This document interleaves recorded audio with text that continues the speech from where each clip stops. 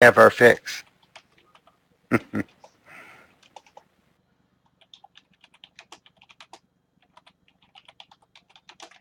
Alistair looks like he's potentially interested in doing a little bit of spectroscopy. I'm the last person in the world to learn from. Tom has some great videos, Alistair, on his website.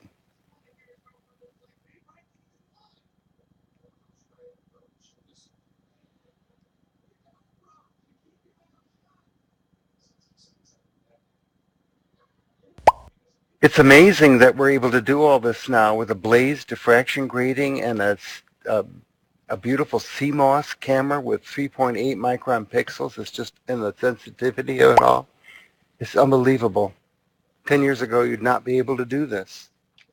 Not like this. You'd have to do film and to get the high resolution and beautiful telescope tracking.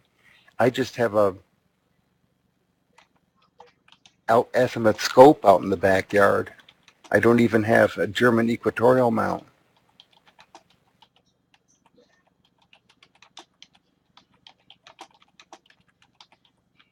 Alistair, it's well worth the money. I think the program and the grading don't cost that much.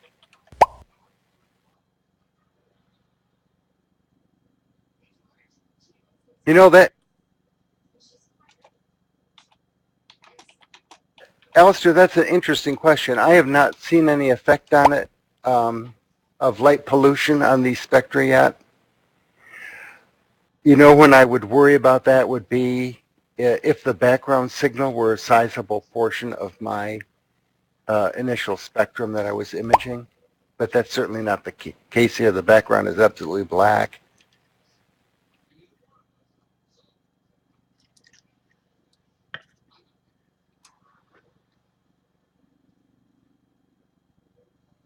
And Jack asked Doug, would the light pollution affect the magnitude of the target you can use? Well, I guess it would, because eventually using your gain and offset of the camera to bring in faint stars. So if you're struggling with heavily light polluted skies, that might be a challenge.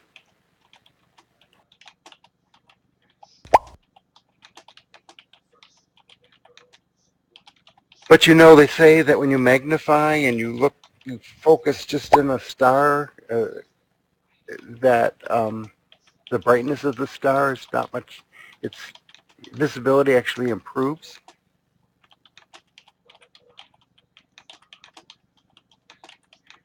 Alistair do you know how light polluted are you, Alistair, there? Here in my backyard right now, it's a magnitude 5 night, maybe 5.2.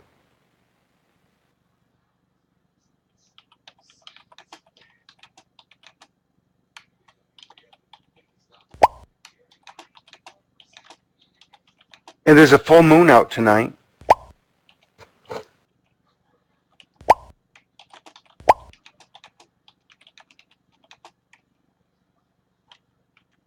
.5 at the very best at the zenith. Alistair, that's not so bad. I commonly have that kind of a sky. Jack's at about 4.6 to 4.8. That's a clear moonless night.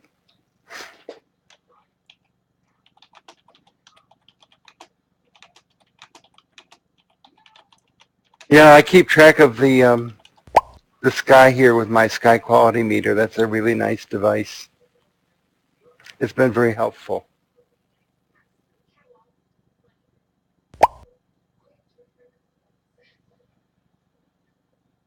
I was going to look up, we have the star Merak on right now, and I was going to look at it and see what it was. It says Alpha Geminorum, but it's not. Too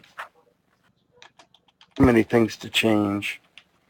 Well, it's a very hot A-class star. It's an A15.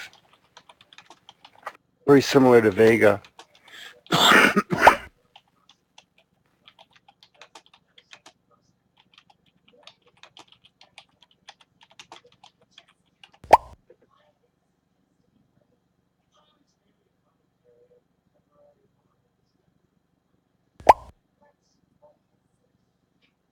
Okay, guys. Well, I guess I'm going to wrap it up. Bernie, Envy, Jack, and Alistair, thanks for being with me tonight. Guess. It was a lot of fun. It was kind of shaky getting going, but we finally did. And, you know, I think maybe there's a way to make RSpec a little more cooperative. Like here, if I were to play with my, play more with my KVY cam, I can, like, I would be able to show you the spectrum a little better. If you would be patient enough, I could go and just amplify that and bring it up on the screen so you could see.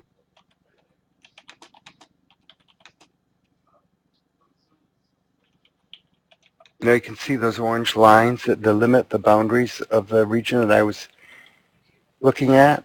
So these graphs of the spectra, what those are just simply the columns of pixels. You know, you just add up all of the pixels in these columns for this area of this picture between the orange lines.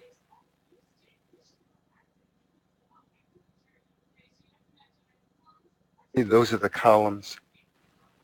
Columns of pixels have numeric value, and that's just all added up.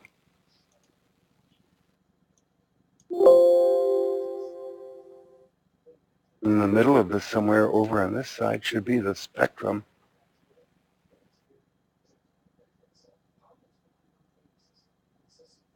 Oh, there's some values. Oh, 10. Ah, there's the middle of the spectrum in there.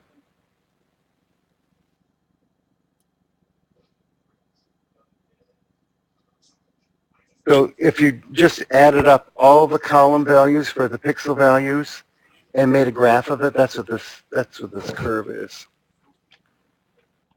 So clearly you want to have some resolution there. Get those values. That does help.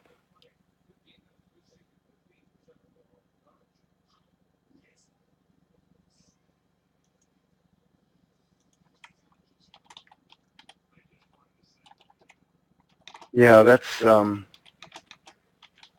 would be full screen for just the video in RSpec, and then I'm looking for my where I put it.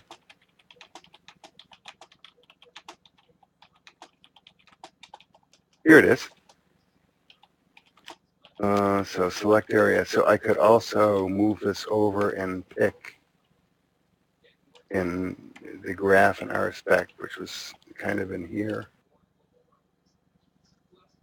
and just focus on that. Activate it. Get rid of this and expand this more now. Yeah, now you can see, you know, numbers, but I don't have the reflexes of a rattlesnake just yet to make that go really fast.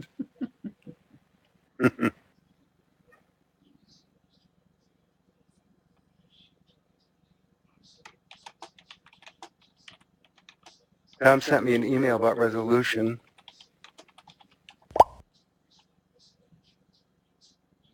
Yeah, you need that KVY cam needs to sample a really high-res monitor, and then that does a nice job, like what you have.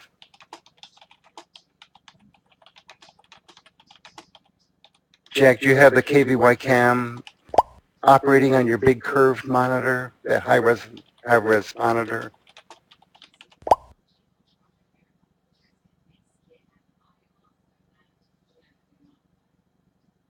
Yes, in the dome. Okay. My monitor is not high-res. On my laptop, where the KVY is grabbing, that is a 1920 by 1080 screen.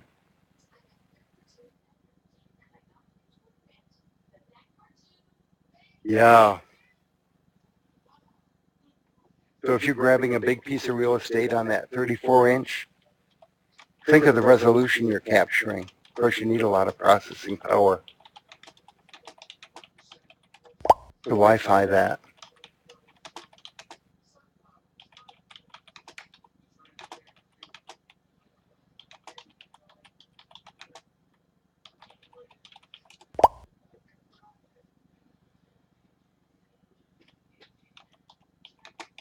Okay, well, I'm going to sign off for tonight. We had a great time. Next time I'm out, I'm going to see what else we can look at. Maybe some of the same, but I'll get some more spectral details so we can look and see what some of these other dips and doodles mean on the spectra. And then come summer, there's a lot of interesting things you can look at. Wolf-Rayet stars and all kinds of BE, AE, BE stars and objects that have very bright emission lines in them. They're fun to look at as well. Okay, so I'll sign off and thank you all.